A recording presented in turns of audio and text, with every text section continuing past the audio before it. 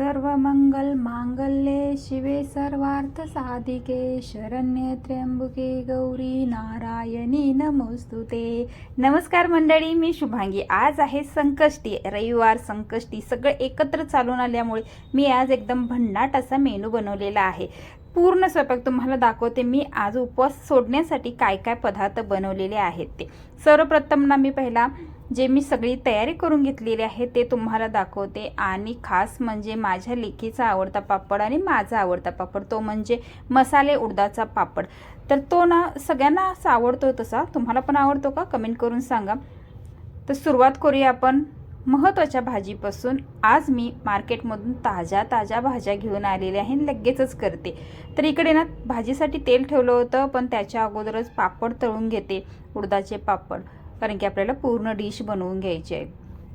आज रविवार होता, मग म्हटलं सकाळपासून उपवास पण होता आणि उपवास सोडण्यासाठी काहीतरी चवीचं आणि वेगळे पदार्थ असले की थोडंसं बरं वाटतं ना, बघायला पण बरं वाटतं आणि मनाला पण बरं वाटतं, खायला पण बरं वाटतं। सगळ्याच दृष्टिकोनातून विचार केला तर म्हटलं छान असा मेनू बनवूया। आज माझ्या मदतीला ना आमच्या घरातले सगळे मेंबर आहेत, पण संडे असल्यामुळे कोणीही असं व्यवस्थित लुकमध्ये नसल्यामुळे मी पूर्ण असं त्यांना दाखवलेलं नाही। ओके, तर सुरुवात करूया आपण भाजीला। पहिलं सुरुवातीला मी इथे फ्लावरची जी फुलं असतात ना ती पहिला मी कट वगैरे करून घेतली होती। त्याची भाजी आपल्याला पहिलं बनवायची आहे। तेल गरम झालं होतं, पापड गरम त्याच्यातच तळून घेतले, नंतर जिरं मोहरी कढीपत्ता वगैरे घातला, बारीक चिरलेले 4 कांदे घातले, छान असं परतवून घेऊया। आणि आता मस्तपैकी ना मी आलं लसूण मिरची आणि कोथिंबीरची हिरवीगार अशी पेस्ट तयार केली होती, तर ती अर्धा चमचा घातले। तर मी ही ना थोडीशी, मला एक 4 दिवस पुरेल एवढं मी एका वेळेलाच करून ठेवते, कारण की जेवणाला थोडंसं चव येण्यासाठी ना आलं लसूण आणि मिरची आणि कोथिंबीर बारीक करून पेस्ट करून ठेवली ना, थोडी घातली की भारी वाटतं, म्हणजे चव पण येते, छान पण लागतं, स्मेल पण छान येतो। त्याच्यामुळे हे मी करून ठेवते, फक्त 4-1 दिवसाची करून ठेवते। कांदा चांगला भाजलेला आहे। आता घालूया टॅमॅटो। इथे मी माझ्याकडे टॅमॅटो थोडेसे बारीक साईजचे होते, त्याच्यामुळे 3 टॅमॅटो बारीक कट करून घेतलेत। आणि आज खरं सांगू का, तुम्हाला प्रत्येकाला माहीतच आहे की मला वेळीवरती चिरायला आवडतं आणि जमतं पण बारीक चिरायला, पण मी आज ना सुरी आणि ठोकळा, जो म्हणजे लाकडाचा ठोकळा असतो ना, त्याच्यावरती कटिंग केले, त्याच्यामुळे थोडंसं व्यवस्थित कट झाला नाही कांदा पण। तर इकडे कांदा टॅमॅटो चांगले मऊ झालेत। बेसिक मसाले घालून घेते, हळद मीठ गरम मसाला लाल तिखट आणि खूप सारी कोथिंबीर म्हणजे कशी मार्केटमध्ये स्वस्त झालेली आहे ना, 10ला 2 अशा, तर त्याच्यामुळे ना कोथिंबीर आता भरपूर घालायची असते भाजींना, जोपर्यंत सीझन आहे तोपर्यंत। सध्या कसं आता लावण वगैरे होते, त्याच्यामुळे पालेभाज्या असतात ना त्या थोड्याशा स्वस्त मिळतात हिवाळ्यामध्ये, त्याच्यामुळे खूप साऱ्या पालेभाज्या खा सगळेजणच। मी रोज एक मेथीची पेंडी करते।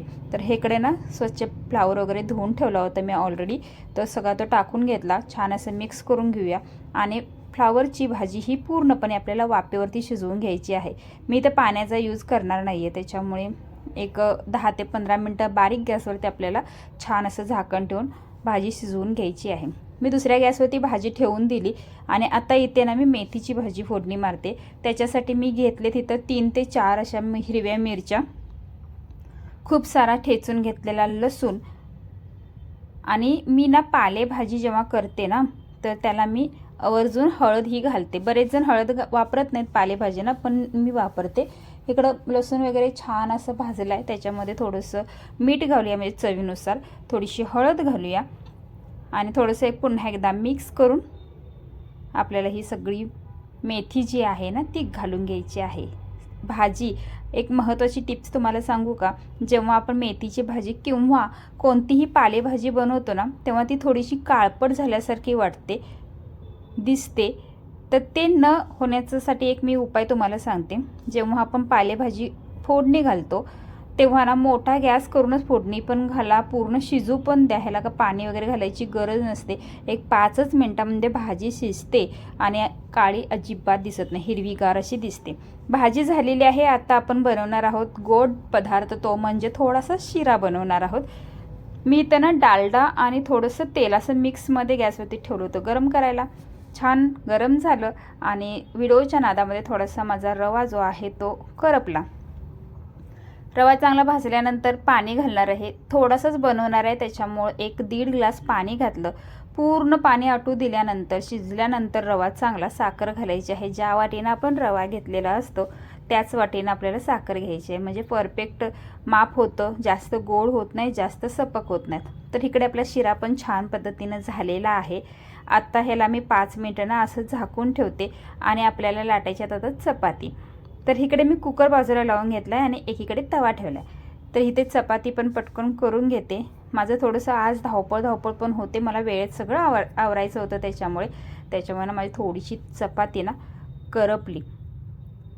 तर अशा पद्धतीनं आपण पटपट एक झालं की एक जेवण ना मला वाटतं एक तासाभरात म्हणजे माझा सगळा स्वयंपाक झाला होता बनवून. तर आणि एकदम छान पण वाटत होतं, पटापट एक झालं की एक झालं एक असं चालू होतं ते. तर व्हिडिओ करता माझा व्हिडिओ पण थांबला होता आणि चपाती पण करपली होती. तर असं थोडंसं माझं आजचं रविवारचं जे रुटीन होतं ना सकाळपासूनचं, तर ते ना एवी गेलं असलं, माझं काहीच काम झालेलं नाही. संध्याकाळचं मात्र मी मस्तपैकी भन्नाट असा मेनू बनवून छान घालवला. तर इकडे ना मी प्रसादाचं म्हणजे नैवेद्याचं ताट पहिला बनवून घेते, म्हणजे आपल्याला पण जेवायला बरं. पापड पहिला, उडदाचा पापड, त्याच्यावरती छान असं मी टॅमॅटो, कांदा, कोथिंबीर वगैरे घालून ना मीठ वगैरे कांद्याला वगैरे लावलं होतं ऑलरेडी.